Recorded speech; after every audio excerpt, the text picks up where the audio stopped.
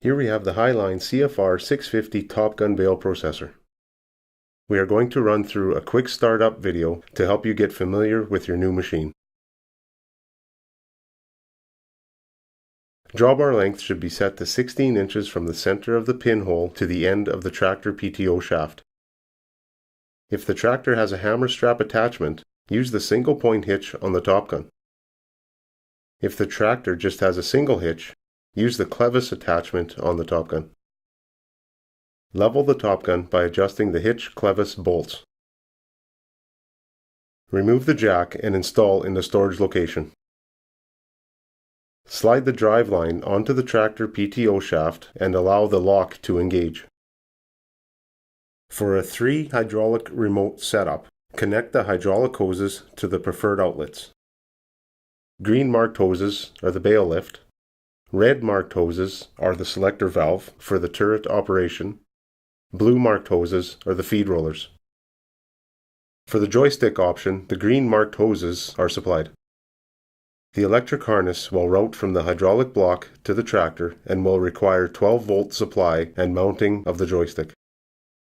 Connect the light harness plug to the tractor. Remove the transport lock from the Bale lift cylinder.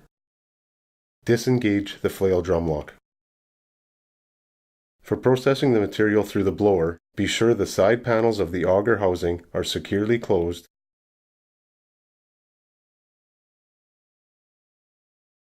and the blower clutch is engaged. Observe the hydraulic speed of the Bale lift.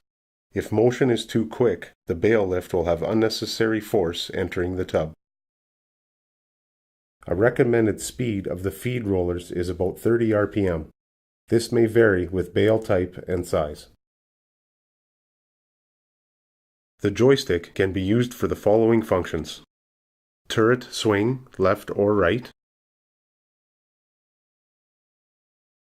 turret up and down,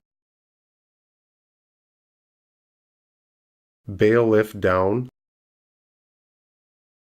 Bale lift up,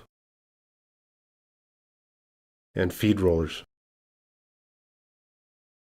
Hydraulically adjust the turret spout away from the tub to allow the bale to be loaded.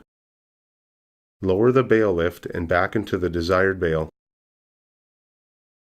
Have the forks lowered completely, as the forks will float on the ground for uneven terrain.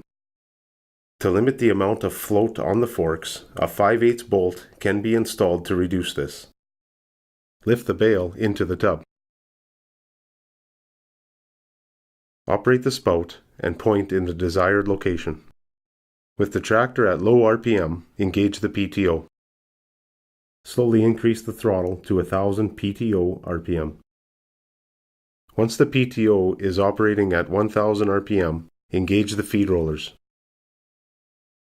The feed rollers are allowed to operate both directions.